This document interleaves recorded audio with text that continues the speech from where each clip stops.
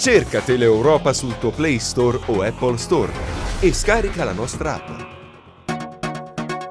La truffa all'INPS, la Guardia di Finanza scopre 484 falsi braccianti nella Sibaritide. Vediamo.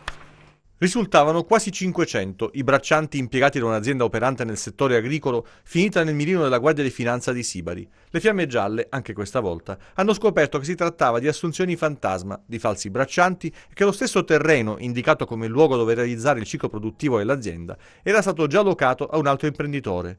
E invece puntualmente ogni anno l'imprenditore oggetto dei controlli inviava all'INPS i documenti attestanti la locazione del terreno, l'attività agricola svolta e il numero di braccianti impiegati, 484, che godevano, senza muovere un dito, di indennità quantificate in 1.300.000 euro, di cui 500.000 euro di assegni familiari, assegni per malattia e maternità per oltre 380.000 euro e indennità di disoccupazione per oltre 450.000 euro, il tutto sulla base delle 40.000 giornate lavorative dichiarate falsamente. Gli accertamenti condotti dai militari del gruppo di Sibari hanno inoltre consentito di appurare che la ditta individuale controllata ha omesso di versare nelle casse dello Stato i relativi contributi previdenziali, quantificati in oltre 300.000 euro. L'operazione si è conclusa con la segnalazione a piede libero alla Procura della Repubblica del Tribunale di Castrovillari dell'imprenditore titolare della ditta individuale per i reati di truffa e falsità in atti. L'Istituto di Previdenza ha già avviato le prescritte procedure di recupero delle somme indebitamente erogate e i falsi lavoratori sono stati segnalati all'autorità giudiziaria.